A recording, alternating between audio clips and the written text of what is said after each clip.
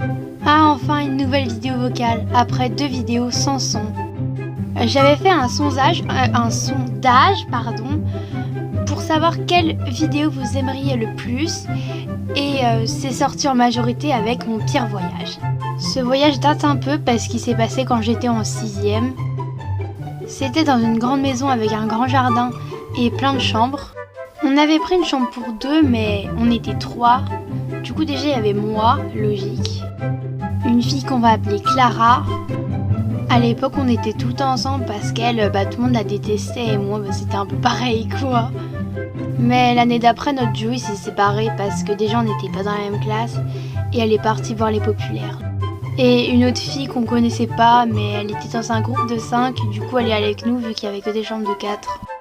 Mais il y avait déjà un problème au niveau des chambres parce qu'avec 2 lits, du coup j'ai dû dormir par terre sur un matelas.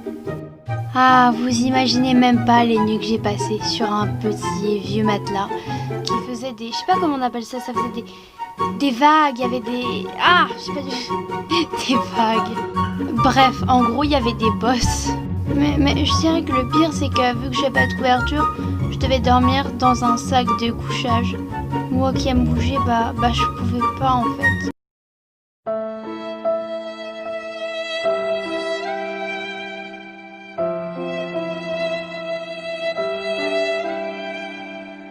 Je me rappelle, l'après-midi, on allait manger au lycée.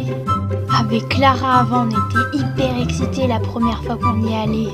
Et à chaque fois que je voyais un lycéen, je me disais « Waouh, il est grand !» Je vous jure que le lycée, c'était encore plus étonnant que la première fois que je suis allée au collège. C'est limite pour moi comme si c'était un nouveau monde. Une fois, j'allais débarrasser mon plateau, sauf que je l'ai fait tomber.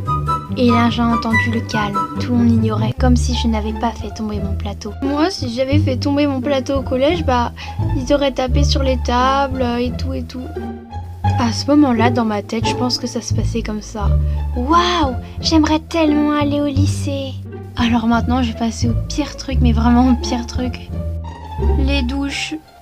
Les évacuations étaient bouchées, du coup, il y avait de l'eau de partout. Impossible de ne pas mouiller ses chaussettes. Et il n'y avait pas de pommeau de douche, du coup, tu devais appuyer sur un vieux bouton. Et l'eau froide, d'ailleurs, elle était plutôt froide, te tombait sur la tête.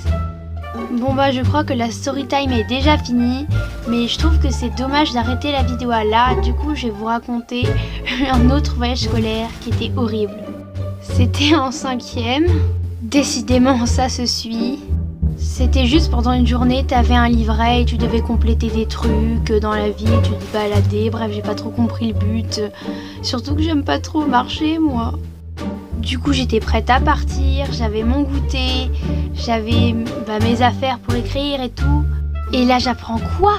Vu que je suis une personne qui mange au self, j'ai un goûter fourni par le collège, donc c'était pas la peine d'emmener mon goûter. Et là du coup j'explique à la dame que j'ai déjà mon goûter, que je préfère mon Coca-Cola à sa bouteille d'eau, mon sandwich et mes chips à sa boîte de conserve, et elle me dit « Ah ouais mais non, tu le gardes quand même ?» Du coup je l'ai pris, mais ça m'a beaucoup embêtée parce que mon sac allait être plus lourd et j'allais pas manger autant. Je me rappelle que vers la fin de la sortie scolaire, j'ai réussi à m'en débarrasser, à le refiler à un SDF. C'est bon, j'ai le paquet, personne m'a suivi. Du coup, vu que c'était une sortie scolaire où fallait marcher toute la journée, on a marché toute la journée. Je demandais toutes les 5 minutes si on pouvait manger et la prof me disait « Non, on attend encore, on fait 2 monuments. » Yes, c'est enfin la fin de la sortie scolaire. Les enfants, on a eu un petit problème, on était tellement à fond sur la balade qu'on a loupé le train. Ne vous inquiétez pas, un autre arrive dans 30 minutes, j'espère que vous êtes tous externes. Et là, tout le monde a dit oui, donc ça veut dire que j'étais la seule de tout le groupe à ne pas être externe.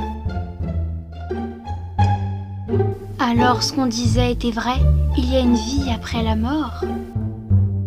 Dès que je suis sortie du train, j'ai couru pour rattraper mon bus, mais malheureusement, il était trop tard. La prof a essayé d'appeler mes parents, mais ils ne répondaient pas. Au bout de quelques minutes, elle a réussi à voir ma mère, mais elle ne pouvait pas m'amener. Mais c'était au moment où tout espoir était perdu qu'elle m'a dit, telle une héroïne de d'ici. Cristal, j'ai eu ta mère. Elle m'a donné la permission pour que je te ramène chez toi. À ce moment-là, moi j'étais choquée, mais je pensais qu'à une chose, rentrer chez moi et regarder Netflix. Le pire, c'est que quand je suis rentrée chez moi, il y avait ma grand-mère chez moi, mais elle avait des problèmes avec sa carte SIM, du coup elle n'avait pas pu me répondre.